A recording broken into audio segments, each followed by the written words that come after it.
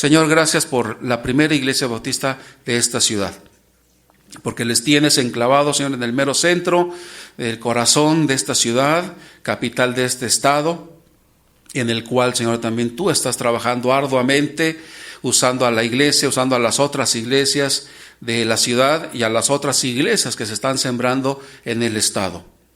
Gracias porque tienes aquí trabajando también a misioneros en las iglesias, abriendo nuevas iglesias en la ciudad y en el estado, y unidos, Señor, con el otro grupo de misioneros que trabajan para todo el estado desde el trabajo de esta convención. Así que, Señor, queremos ver un nacimiento de iglesias sin precedentes en este estado, como en los otros de nuestra convención regional y también en nuestro país, el país donde nos tienes, de donde estamos y donde de seguro muchos nos quedaremos. Que tu bendición, Señor, siga acompañando a esta iglesia y a su pastor, Jorge Garay, a su esposa, a su familia, a todo su liderazgo. Y gracias porque les permitiste cumplir 50 años de trabajo también en esta ciudad. Gracias por los que ya no están, Señor, de esta iglesia, por los que están, por los que vendrán. Gracias porque nos permites abrazar tu ministerio, el ministerio de Jesús, porque para eso estamos en este mundo. Con esta bendición, Señor, te decimos muchas gracias. Amén. Amén.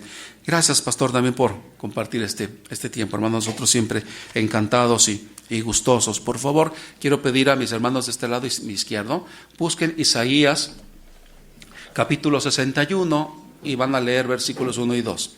Mis hermanos de mi lado derecho, por favor, busquen Lucas, capítulo 4, y lean versículos 16 al 19, vamos a leer ahorita en este momento. Isaías 61, 1 y 2.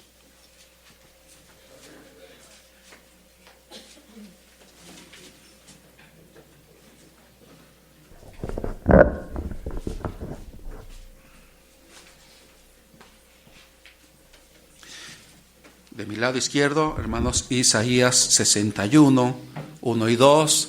De mi lado derecho, Lucas 4, 14 les dije, ¿verdad? Lucas 4, 16 al 19. Entonces, hermanos, de este lado izquierdo, por favor, leamos Isaías 61, 1 y 2. Dice: el Espíritu de Jehová, el Señor, está sobre mí, porque me ungió Jehová. Me ha enviado a predicar buenas nuevas a los abatidos, a vendar a los quebrantados de corazón, a publicar libertad a los cautivos y a los presos apertura de la cárcel, a proclamar el año de la buena voluntad de Jehová y el día de venganza del Dios nuestro, a consolar a todos los enlutados. Que el Señor bendiga su palabra. Hermanos, de este lado, de mi lado derecho, Lucas 4, 16 al 19 dice: vino a Nazaret, donde se había criado, y en el día de reposo entró en la sinagoga conforme a su costumbre y se levantó a leer. Y se le dio el libro del profeta Isaías, y habiendo abierto el libro, halló el lugar donde estaba escrito: el Espíritu del Señor está sobre mí, por cuanto me ha ungido para dar buenas nuevas a los pobres, me ha enviado a sanar a los quebrantados de corazón, a pregonar libertad a los cautivos y vista a los ciegos, a poner en libertad a los oprimidos, a predicar el año agradable del Señor. Que Él bendiga su palabra. Siéntense, hermanos, por favor, tomen su lugar.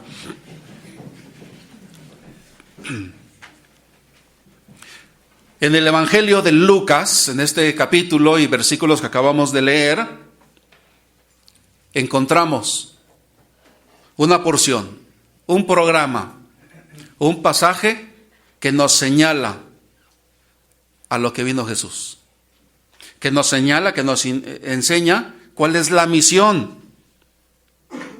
que Jesús vino a realizar y que por ende, por eso nosotros nos llamamos cristianos, es la misión a la que también somos llamados a realizar. En esta ocasión en que Jesús visitó la sinagoga, hermanos, para muchos quizá fue un día común y corriente, un día como todos. Pero fue un día tan especial que ha marcado la misión para la cual nosotros también estamos aquí en este mundo. Ahora, ¿se dieron cuenta se parecen lo que ustedes leyeron, se parece a lo que ustedes leyeron? Sí. ¿Sí? ¿Por qué? ¿Por qué se parece? ¿Por qué se le ocurrió a Jesús decir algo parecido? ¿Por qué se parece? Porque es la misma lectura. Ese día, según lo que dice aquí Lucas, le dieron un libro para leer. ¿Y le dieron cuál libro? Los que leyeron Lucas le dieron el libro de Isaías. Bueno, ahora nosotros tenemos un privilegio, hermanos, un privilegio enorme. Tenemos la Biblia completa, ¿verdad? ¿Pueden levantar su Biblia? ¿Sí? Bueno, sé que los chavos por ahí lo traen en celular, ¿verdad? Ahí, más no estén chateando, no, pero ahí pueden verlo. Pero tenemos un privilegio enorme, hermanos. Tenemos una Biblia completa. Claro que en el tiempo tenemos Biblia de púlpito, tenemos todo tipo de Biblias. Qué privilegio tenemos nosotros, no lo desperdiciamos. Claro que en ese momento no había una Biblia completa, por eso le entregaron el libro de Isaías, y que tampoco era un libro como este, ¿verdad? Es muy probable que era una especie de rollo, y que no sé si tal vez lo tenían que tender o expandir en demasía para poderlo leer. Ahora, pero ¿cómo llegó Jesús allá? Yo no creo que él haya tenido esa práctica de algunos, espero que ustedes no, de dónde leo la Biblia y donde digas, pues donde caiga ahí el Señor me llama. No, yo creo que esta manera de leer la Biblia es muy poco práctica, no funciona. Yo creo que es mejor siempre empezar desde Génesis o de los Evangelios, etcétera, algunas diferentes formas. No. ¿Cómo es que Jesús llegó allá? Pues buscándolo. Él llegó, ¿sí? Le dieron el libro de Isaías y él buscó, porque dice que halló, dice el versículo, halló. ¿Qué es lo que hallamos? Lo que buscamos. Él halló la lectura que ustedes hicieron de Isaías 61. Él fue allá y lo leyó. Eso es lo que está leyendo en Lucas. Se le dio el libro de Isaías, él buscó el capítulo 61, o donde estaba, ¿verdad? Yo sé que lo de los capítulos, eso vino después, pero encuentra y lee lo que está en Isaías 61, para darnos a conocer el ministerio al cual la iglesia, hermanos, estamos llamados a seguir.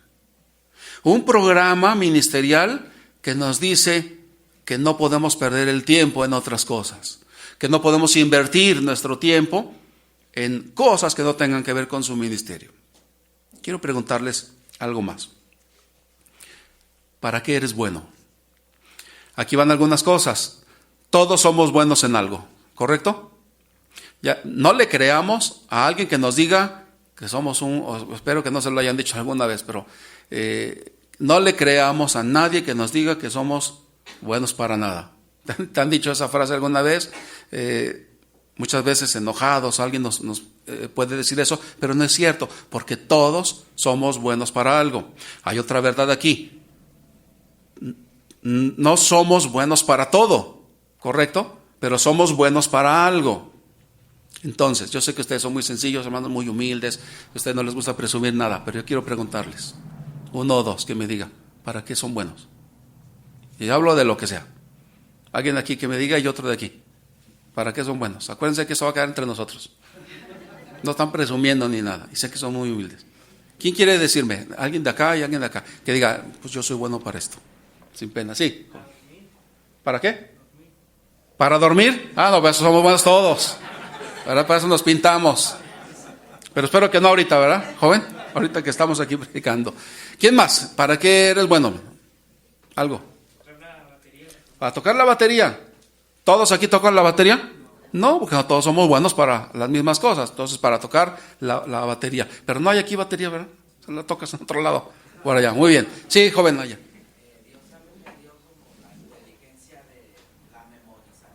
Memorización.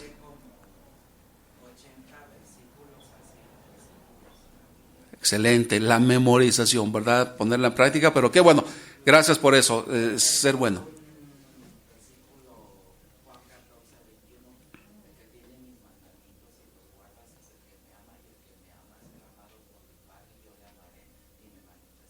Excelente práctica, ¿verdad? La memorización. Muy bien.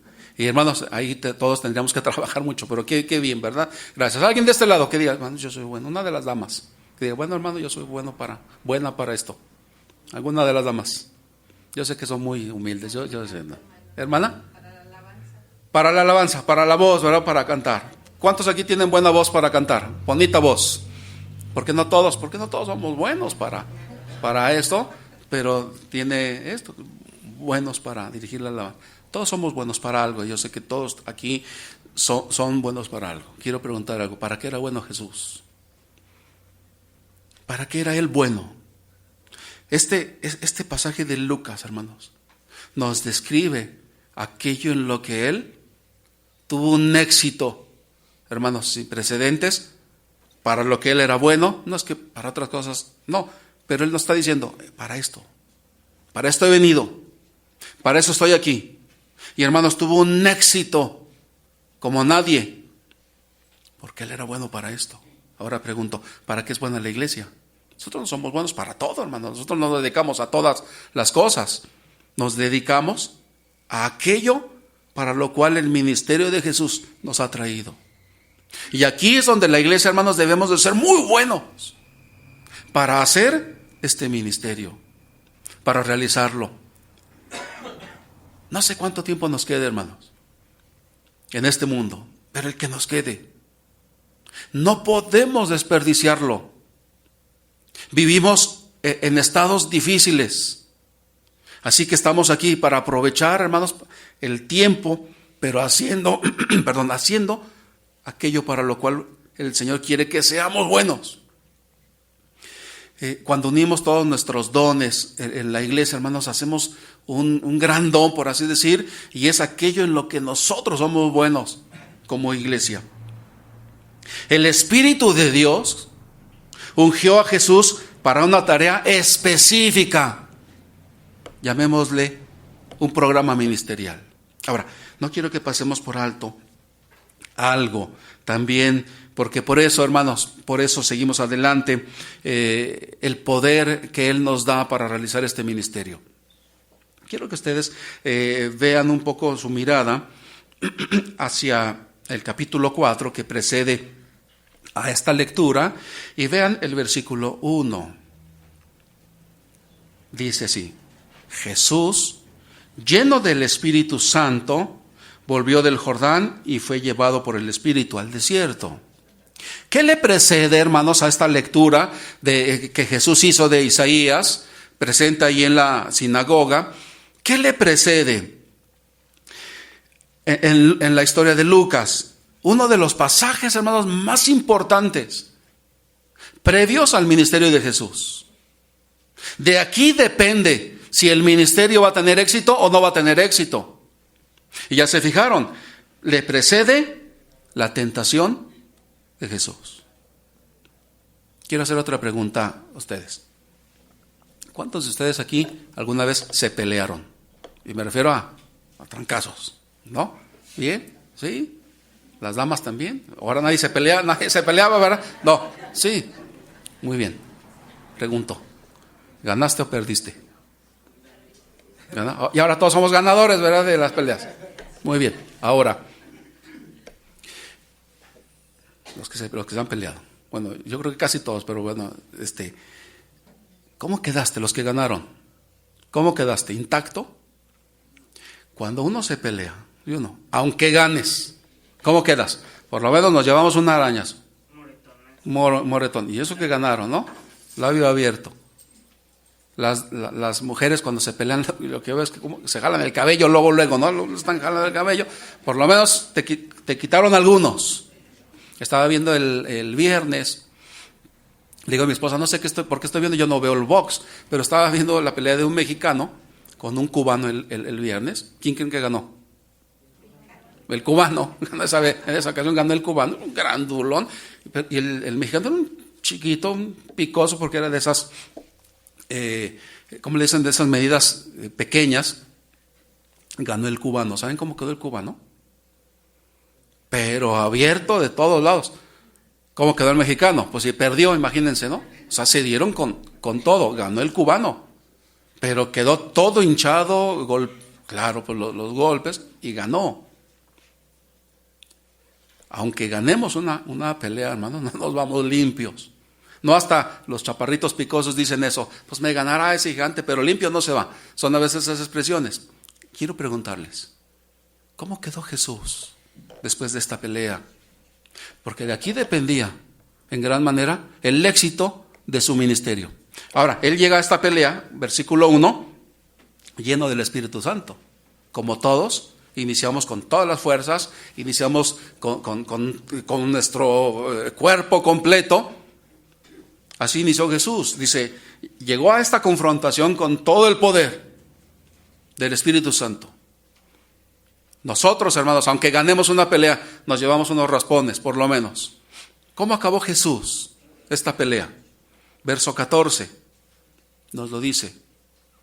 Y Jesús volvió, ¿cómo? En el poder del Espíritu a Galilea. ¿Cómo acabó esa pelea? Medio así, medio. Ganó, pues, pero medio apaleado. ¡No! Así como entró a esa pelea con todo el poder, así terminó. Y Jesús volvió en el poder. Ni cosquillas le hizo. Ahora, eso no quiere decir, hermanos, que él no fue tentado. Ustedes conocen esa escritura, o la mayoría de ustedes conoce la tentación a la que fue sometido Jesús. Es más, otros escritores dicen que él fue tentado en todo, como nosotros, pero sin pecado. Pero nos llama la atención, hermanos, que este ministerio para el cual estamos aquí está cubierto con un poder para que tenga éxito. Por eso el éxito, hermanos, en el ministerio, el éxito de los siervos de Dios, el éxito de una iglesia, no es por nosotros, está cubierto con un poder del Todopoderoso. Por eso estamos equipados para llevar a cabo esta tarea. Hermanos, nos espera el éxito. En el ministerio nos espera, ¿por qué? Porque estamos cubiertos con un poder que venció al más grande de los enemigos, que es el mismo Satanás.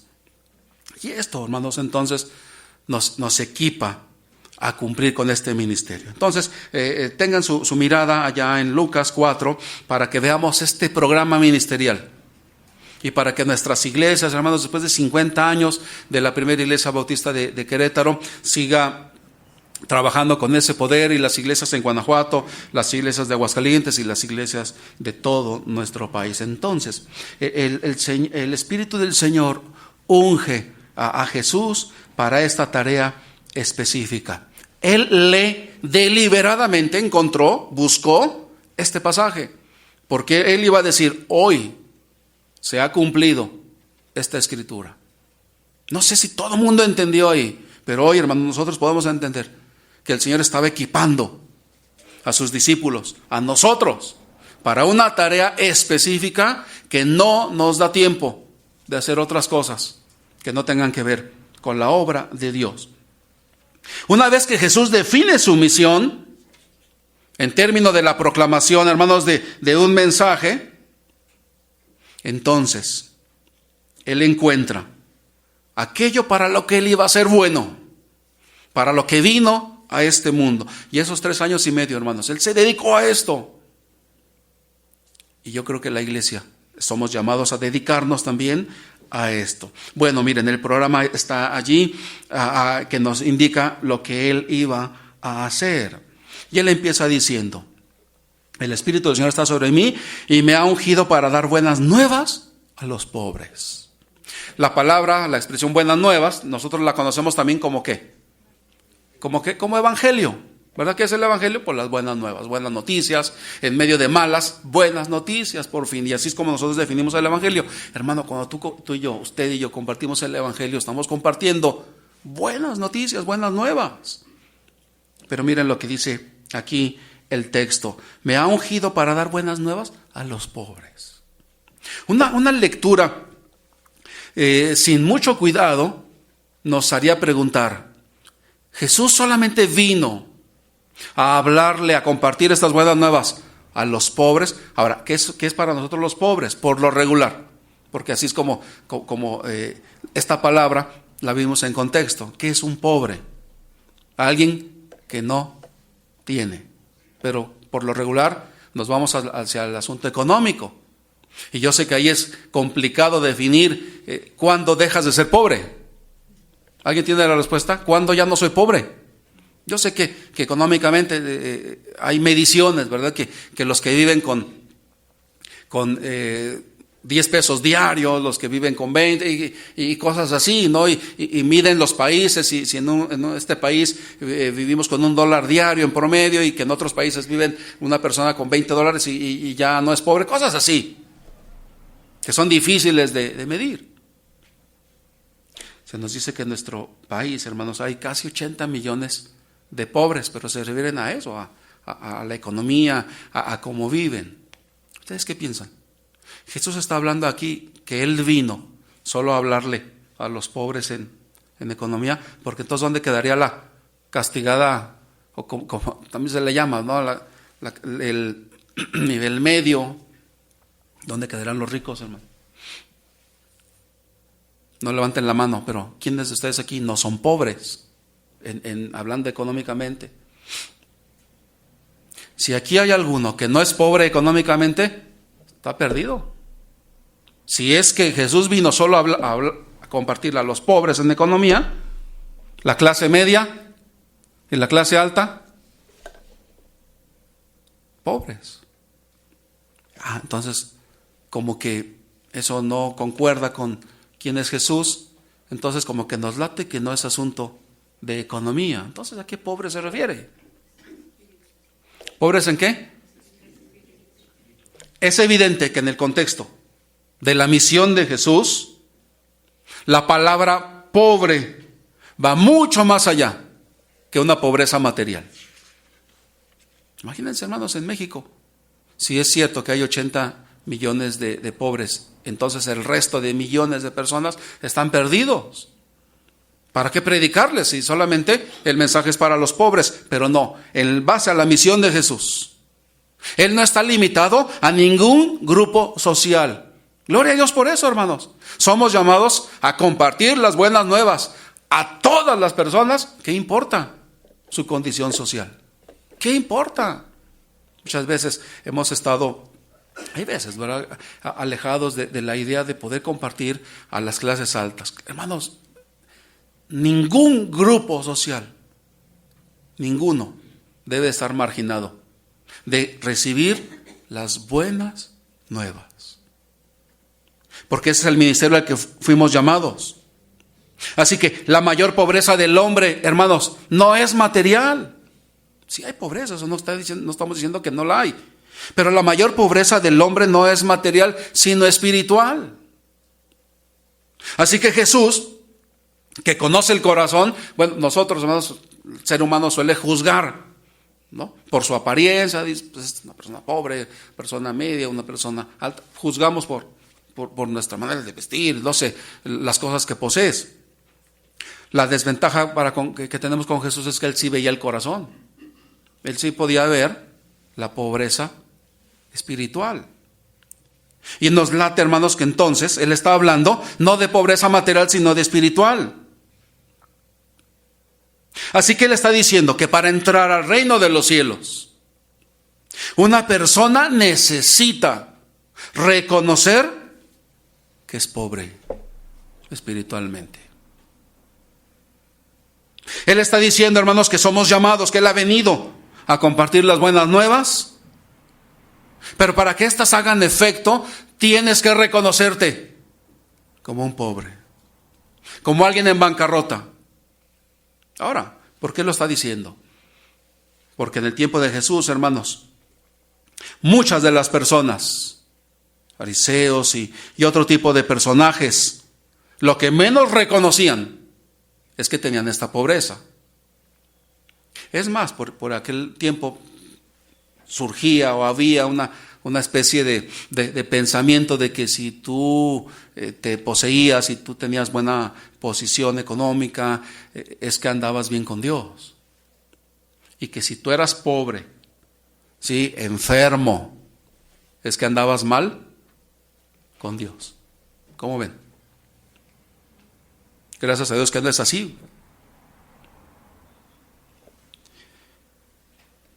Nuestras obras, hermanos, por más buenos que pudiéramos ser, como dice Pablo el apóstol, son como basura. Nuestras obras, si pudieran traducirse ante Dios en dinero, seríamos como dinero falso. ¿Cuántos de ustedes han tenido en su poder un billete falso? ¿Sí? ¿Cómo saben que era falso? A simple vista dijeron, no, este es falso, este es bueno. ¿No? ¿Sí? ¿Todos sabrían identificar un billete falso? ¿Por qué no? Porque es tan parecido que solo el experto nos puede decir. Hay algunos comerciantes, como este joven dice, que tienen algunas técnicas, no tan sofisticadas, pero al fin técnicas. No sé, algunos lo ponen así como para la luz y dicen, no, si no hay una franjita ahí, este es falso. Otros por la textura, otros agarran un plumón, ¿no se han fijado? Agarran como un plumón especial o no sé, lo rayan y ellos dicen, si el plumón raya el billete es que es falso, si no lo raya es que es verdadero. Y eso muchas veces lo descubrimos hasta que el de la tienda nos dice, no, les ha tocado, oiga, este es falso. Y uno dice, ¿cómo va a ser falso? También hay una luz, ¿no?, que lo pasas y se ve que es falso. Exactamente, ya otras técnicas, ¿no? Ahora, yo quiero entender que hay gente, no sé, mayormente en los bancos, no sé, si alguno de ustedes tiene esa experiencia, pero son gente que es entrenada para identificar los billetes falsos. Ahora, ¿cómo le hacen? ¿Los entrenaron, les dieron un curso de billetes falsos? No, les dieron un curso ¿de qué? De billetes verdaderos. Y todo lo que no es verdadero, ellos lo pueden identificar. Ahora, para llegar allá, hermanos, pues muchas veces hemos podido ser engañados. ¿A dónde voy? Todo lo bueno, hermanos, que nosotros podamos poseer, puede que pase el filtro, el primer filtro, pero cuando llega ante Dios, somos como dinero falso. Y Jesús está diciendo, he venido a traer buenas nuevas, pero necesitas reconocerte incapaz de entrar en el reino de los cielos. Ahora, hermanos, nosotros hemos sido llamados a eso también. Nosotros somos llamados a compartir un mensaje poderoso, pero la persona necesita reconocerse pobre espiritual. Bueno, nos ha pasado cuando vamos al doctor. Cuando usted va al doctor, llega, se sienta, ¿qué es lo que el doctor pregunta? Aparte de cómo se llama y cuántos años tiene y algunos generales, ¿qué otra cosa pregunta el doctor cuando estás ahí? ¿Qué pregunta? ¿A qué vienes? ¿Qué te duele? ¿Qué te pasó? Imagínese usted ahí diciéndole, pues nada, no me pasa nada. ¿Qué te dirá el doctor? Pues aquí vienes. Si yo no me reconozco enfermo, el doctor no podrá hacer nada por mí. En cambio, cuando le digo, es que fíjese que tuve esto, que pasó esto, fíjese que mi cabeza, fíjese que mi cuerpo, fíjese que esto, entonces el doctor va a actuar porque yo ya me declaré enfermo. Me declaré que necesito su atención. Así que, hermanos, Jesús está diciéndole a los discípulos, diciéndonos a nosotros, estamos aquí para compartir un mensaje que transforma. No lo dudemos, hermanos. Los más serios, los que tienen el don de evangelismo, los que no lo tienen, compartimos un mensaje que transforma. La mala noticia es que nuestras mejores obras no pasan el examen de nuestro Dios, pero la buena noticia es que Cristo vino a salvar a personas que entiendan, como muchos de nosotros, o espero que todos, que entendimos que nuestras obras eran insuficientes. Y es cuando el mensaje viene a nosotros. El Señor se encarnó para eso. Cuando Él define también su misión, en otro momento, Él dijo, yo no he venido a llamar a justos, sino a ¿qué? Pecadores. Mateo 9:13. Y no es que, era una ironía, ¿verdad? Porque al fin todos somos pecadores. Pero Él lo dijo a personas que no reconocían, así que Él dijo, pues no he venido a llamarlos a ustedes, era una ironía. No he venido a llamar a justos, sino a pecadores al arrepentimiento. Repito, era una ironía porque todos eran pecadores o somos pecadores. Ese día Jesús definía su misión. Y si siguen ustedes conmigo, allí en el mismo versículo, entonces me ha ungido para dar buenas nuevas a los pobres. ¿Y qué más? Me ha enviado a sanar a los quebrantados de corazón, a pregonar libertad a los cautivos. Una doble figura. ¿A qué se refiere, hermanos? Pensando allá, pregonar libertad a los cautivos. ¿Acaso Jesús vino a liberar a todos de la cárcel? Una pregunta bíblica para ustedes. ¿A cuántas personas durante su ministerio Jesús liberó de la cárcel? Fue y los sacó, les dijo: yo soy Jesús, salgan de la cárcel física. ¿Pueden decirme algún ejemplo de alguno que Jesús haya sacado de la cárcel? ¿Que él haya sacado? A nadie, a ninguno. Si esto, a lo que él vino, se refiere a sacar gente de la cárcel, fue un fracaso total. Entonces nos vuelve a latir otra cosa. Se me hace que está hablando de otro tipo de cautivos, que está hablando de otro tipo de presos, y no de presos físicos.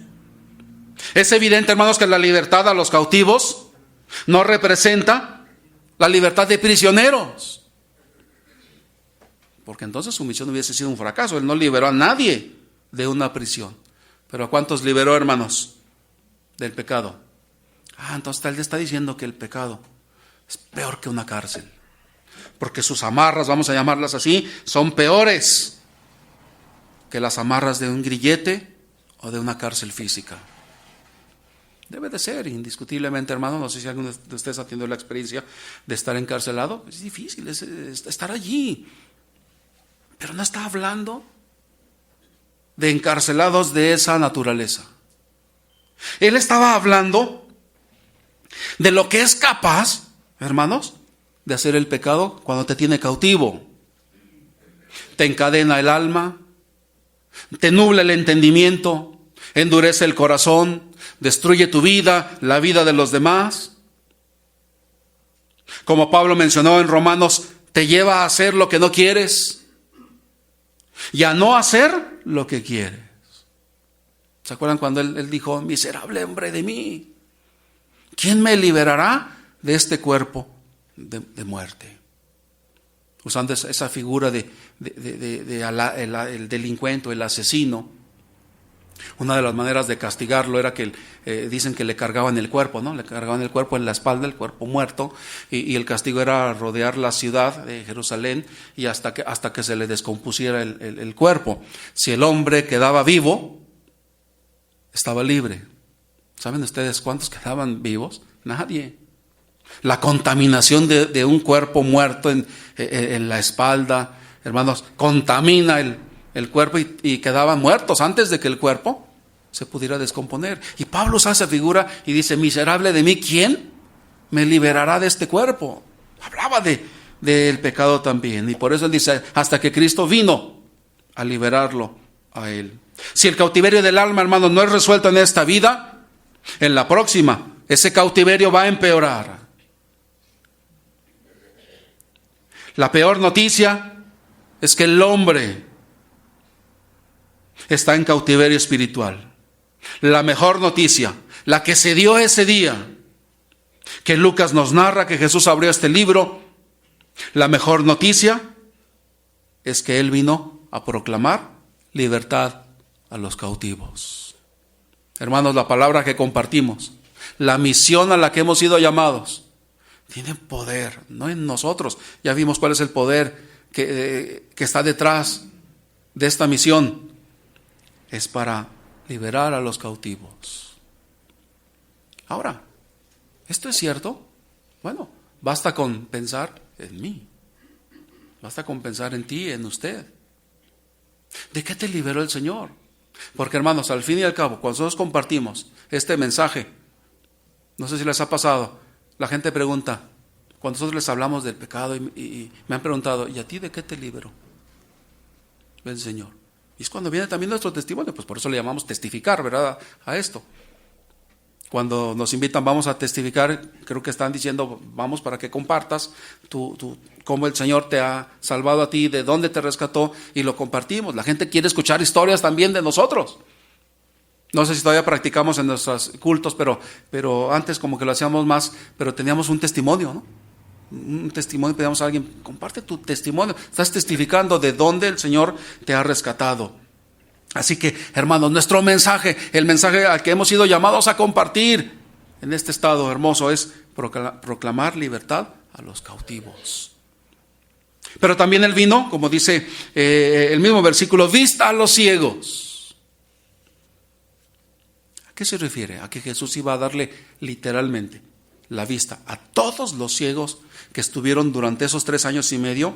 Ahora, Él dio vista a algunos ciegos, ¿ustedes recuerdan? Él sanó a algunos ciegos, pero comparándolos con todos los ciegos que existían, es mínimo. Entonces, nos surge otro latir. Parece ser que no vino a dar visión a todos los ciegos físicos, sino que Él vino especialmente a dar vista a los ciegos, cegados, otra vez, por el pecado.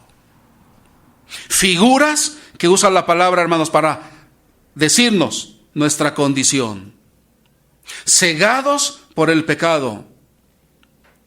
La palabra habla una y otra vez de cómo el pecado, hermanos, ciega al hombre. Vuelvo a decir, nada más acuérdese de usted, me acuerdo de mí, sin pensar en otros. Es así, fíjense, a tal punto que cuando el apóstol Pablo tuvo que explicar su misión, cuando le dijeron con el rey Agripa, a ver, pues, dinos, ¿qué estás haciendo aquí? Él explica allá en Hechos 26, 16, explica su misión. Dice así: pero levántate y ponte en pie, porque te he aparecido, Dios hablando con Jesús, hablando con Pablo, porque te he aparecido con el fin de designarte como ministro y testigo, no solo de las cosas que has visto, sino también de aquellas en que me apareceré a ti, librándote del pueblo judío y de los gentiles, a los cuales yo te envío, para que abras sus ojos, a fin de que se vuelvan de la oscuridad a la luz y del dominio de Satanás a Dios, para que reciban por la fe en mí el perdón de pecados y herencia entre los que han sido santificados. Hermanos, nuestro ministerio, este programa, la misión de Jesucristo que nosotros abrazamos como iglesia, es para abrir la vista a los ciegos. Y no es físicamente, sino a todos aquellos cegados por el pecado. Así que Pablo define, hermanos, su misión igual, para que abra sus ojos, a fin de que se vuelvan de la oscuridad a la luz y del dominio de Satanás a Dios. ¿Se acordaron de algo? Así estábamos nosotros. Gloria a Dios, ahora Él nos tiene, somos parte de una iglesia y nos ha llamado a lo mismo. A continuar con lo mismo, el programa no cambia. Cuando recordamos esto, hermanos, entonces es más, miren, tenemos más paciencia. No sé si tienen ustedes a alguien a quien le están compartiendo, yo creo que en todos lados tenemos, pero gente difícil, gente que amamos, pero difícil, que no quiere. ¿Por qué? Porque están ciegos. Claro, usted y yo no le vamos a decir, está ciego. No. Pero es lo que está pasando, están ciegos. Miren lo que dice Pablo, están bajo el dominio de Satanás. Usted no le puede decir a alguien que le está compartiendo el evangelio que está dominado por Satanás, ¿verdad? Porque no lo va a volver a invitar. No, pero nosotros entendemos eso. Cuando alguien rechaza y rechaza y rechaza, acuérdese de usted, me acuerdo de mí, cómo estábamos ciegos. Entonces, hermanos, ¿qué creen? ¿Vino el Señor a dar vista a los ciegos? Nada más acuérdese de quién. De usted. Y cuando yo me acuerdo de mí, entonces sigo proclamando, porque así estábamos, sin Cristo. Y bendita, hermanos, la palabra que es para su iglesia. Estamos para compartir un mensaje que da vista a los ciegos. Dios une la ceguera espiritual con el cautiverio del pecado, la misma figura, que se vuelvan de la oscuridad a la luz y del dominio de Satanás a Dios. Si alguien sabe lo que es no estar en el dominio de Satanás, ¿quién es? Cristo lo venció. Unos versículos antes nos dice. Si él sabe, si alguien sabe, es él. Por lo tanto, nos ha llamado, hermanos, a compartir un mensaje que corta las amarras del dominio de Satanás. Cuando estábamos sin Cristo, el pecado no nos dejaba ver lo que hoy nos parece obvio. No se desespere con los que le comparte, hermano. No se desespere. Uno dice al amigo, al pariente, oye, pues es obvio lo que está aquí. No es así, ¿no? Parece obvio para nosotros. Pero el pecado oculta, minimiza, distorsiona, niega y cambia la realidad de nuestras acciones. La razón por la que vemos también el pecado en otros hasta irritarnos, la ceguera en otros, hermanos, que nos desespera, es porque el pecado del otro no nos ciega. Es el pecado en nosotros el que nos ha cegado. Pero la buena noticia, hermanos, la buena nueva, es que este es mensaje poderoso que nos devuelve la vista. Así que no dejemos de compartir. Esta buena noticia es que Cristo viene a devolver la vista a los ciegos. Y miren, acercándonos al final, aquel día también Cristo reveló algo más de su misión. Vino a poner en libertad a los oprimidos. La misma figura. ¿Oprimidos por qué? Bueno, podríamos hacer una lista. A los oprimidos por su propio pecado. A los oprimidos por el pecado de otro. Hermano, no cabe duda, también el pecado de otros puede lastimarnos, como el ejemplo que puse hace rato, lamentable. A los oprimidos por las enfermedades, como fruto de la caída del hombre. A los oprimidos por los poderosos, a los oprimidos por la legalidad de los sistemas religiosos. ¿Se acuerdan ustedes cuántos mandamientos hay? ¿Cuántos mandamientos fueron los que Dios le dejó a Moisés? ¿Cuántos? 10 mandamientos. Creo que la gran mayoría los podemos conocer, pero por lo menos los primeros 4 hablan de esta relación con Dios, ¿no? Los primeros 4, no tendrás dioses ajenos, el día de reposo, etc. Y los siguientes 6 tienen que ver con el amor al prójimo. Por eso el Señor, al fin de todo, dijo, los 10 mandamientos se dividen en 2, amar a Dios y amar al prójimo. Los 10 mandamientos se resumen en 2, bueno, por 4 mandamientos eran amar a Dios, 6 pertenecen, por así decir, a amar al prójimo. Algunos piensan que cuando Jesús vino a este mundo, hermanos, muchos años después de los 10 mandamientos, le entregan a él una serie de más de 600 mandamientos. Y él dijo, ¿que no eran 10? Nada más. Sí, Señor, pero mira, y le agregaron tantas cargas al pueblo, que cuando él viene, hermanos, encuentra puros oprimidos por la legalidad de los sistemas religiosos. No dice el mismo Jesús a los líderes, ni ustedes pueden llevar las cargas que ustedes mismos impusieron, ¿qué esperan de todos los demás? Y un sinfín de situaciones que oprimían a las personas. También podemos pensar en los oprimidos por los falsos maestros y las malas enseñanzas.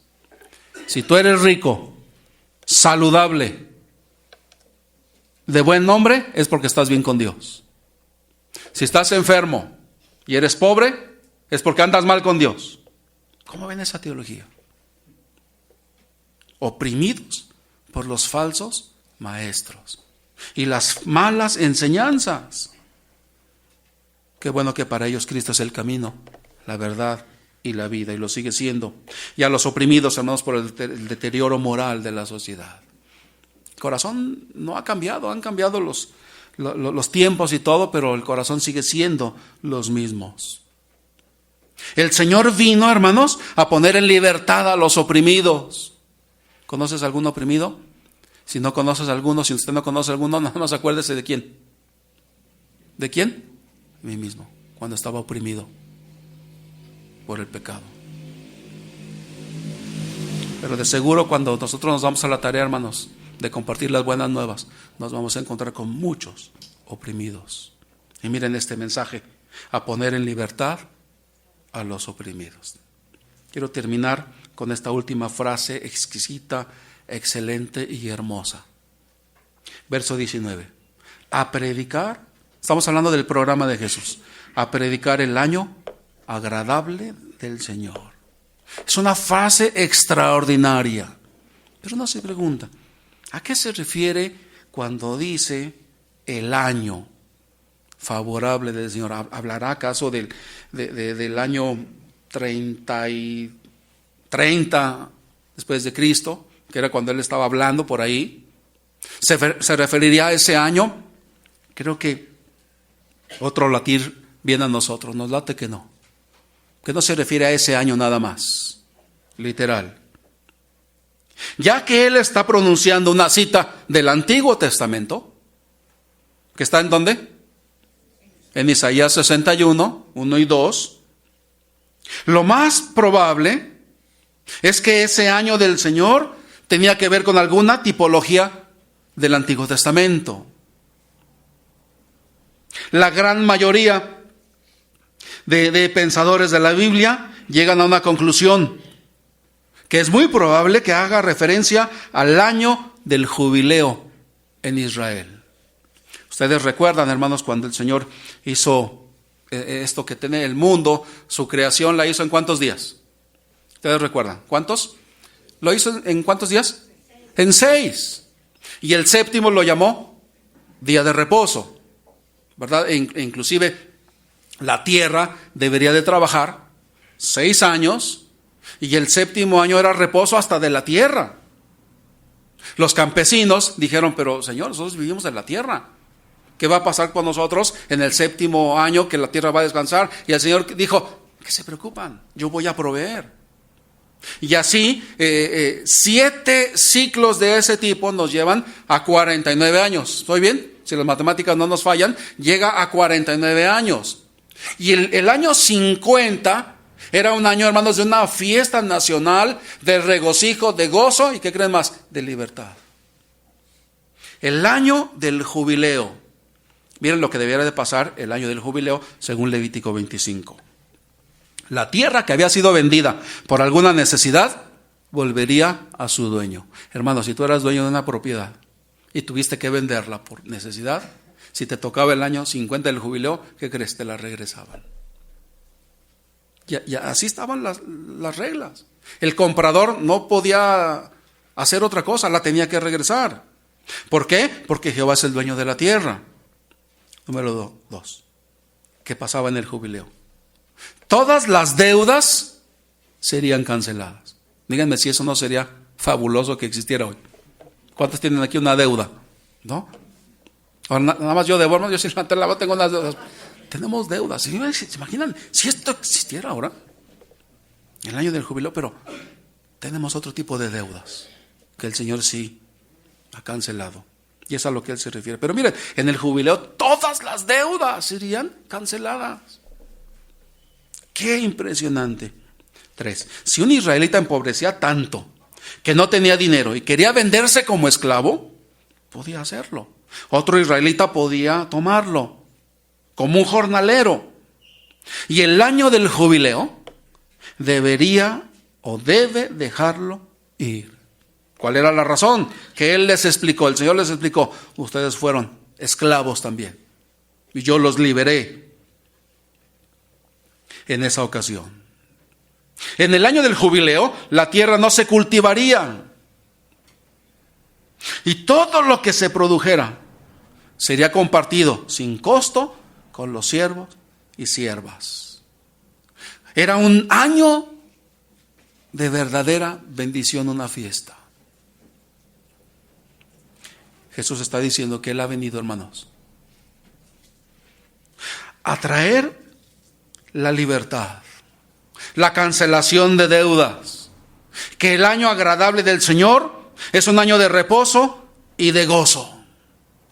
Díganme si no es para decirle al Señor: bendito sea, Señor, gracias por el ministerio. Y gracias porque ese ministerio es el que ha pasado a su iglesia.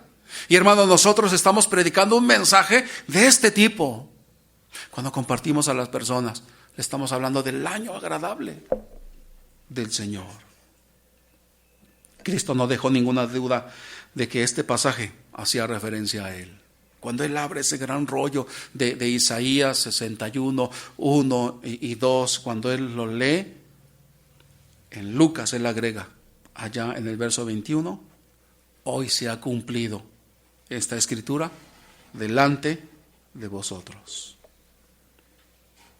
Con esto, Jesús declaró que Él es el Mesías prometido y es el cumplimiento del año agradable del Señor. Su presencia es el año agradable del Señor.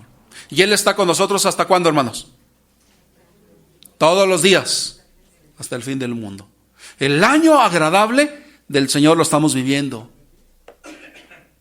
todavía. Cristo estaba ofreciendo la más grande bendición para el alma. Y ya no tenía posibilidad esta alma tocada por Él de regresar al cautiverio. Porque aquel hombre, aquel que leyó en este momento, aquel que tenía esta investidura de poder, podía hacer al hombre verdaderamente libre. De la misma manera que en el año del jubileo el esclavo recobraba su libertad y el que había vendido su tierra la recuperaba, de esa manera, en Cristo, hermanos, nosotros podemos recuperar el tiempo perdido. Podemos recuperar el gozo perdido. Podemos recuperar las esperanzas perdidas. Podemos recuperar las oportunidades perdidas y podemos recuperar todas las bendiciones perdidas. Él es nuestro gozo, hermanos, y en Él está la vida. Que así sea, que el Señor, hermanos, siga bendiciendo la obra, la tarea de esta iglesia. Cuando Él lee Isaías 61, 1 y 2, no mencionó una frase final. Cuando Él lee en Lucas 4, Isaías 61, 1 y 2, no leyó una última frase que ustedes sí leyeron en Isaías 61. No sé si ya se dieron cuenta.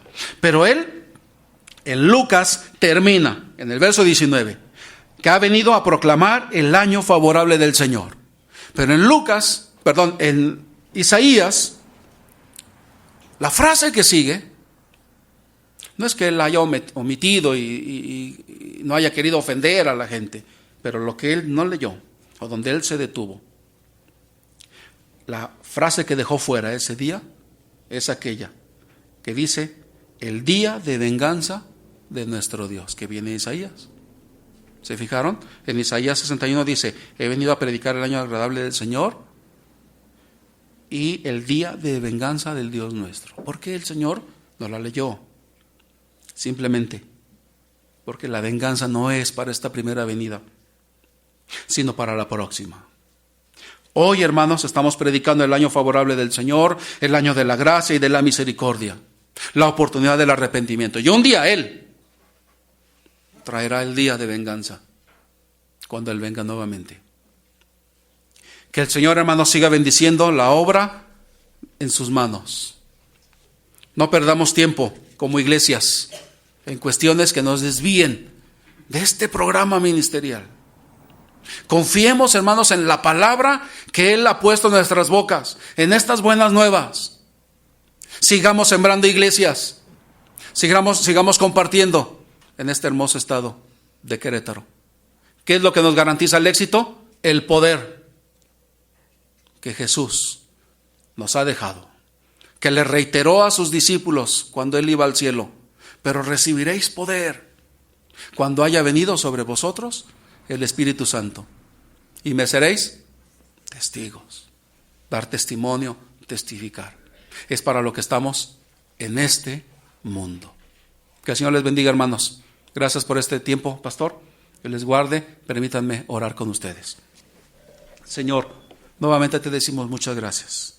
Has puesto un plan definido un programa definido en nuestros corazones y en los corazones de las iglesias. Ninguna de nuestras iglesias, Señor, compite. Vamos hacia el mismo rumbo. Estamos unidos en el mismo programa. En Aguascalientes, en Guanajuato, en Querétaro. Estamos, Señor, metidos en el mismo desafío que tú ese día leíste y te apropiaste. Hoy se ha cumplido esta escritura y a partir de allí, Señor, nuestra mirada está en cumplir la obra para la cual nos tienes en este mundo. Tú usas todas nuestras fuerzas, usas todo lo que tenemos. Usas lo que tenemos en cada ciudad. Nuestras ciudades diferentes, nuestros estados diferentes. Usas todo esto para que estas buenas nuevas, Señor, sigan proclamándose. Usa a cada uno de los miembros de tu iglesia. Úsanos como iglesia. Úsanos como aliados, como iglesias, para que la obra, Señor, siga teniendo el éxito que tú has querido que tenga, de alcanzar a muchos y muchos más que son liberados, que son transformados, que abren sus ojos, que han dejado la opresión y que disfrutan, Señor, ahora como muchos de nosotros, del año agradable del Señor. Bendice tu iglesia en la labor que tienen junto con su pastor, su grupo de liderazgo y todos los que sirven. Pero como miembros, Señor, tenemos este llamado también a compartir estas buenas nuevas. Gracias por todo ese poder que le has dejado a tu iglesia. Permítanos usarlo para eso. En el nombre, tu nombre, que tan solo tu nombre es poderoso, Cristo Jesús, lo pedimos. Amén.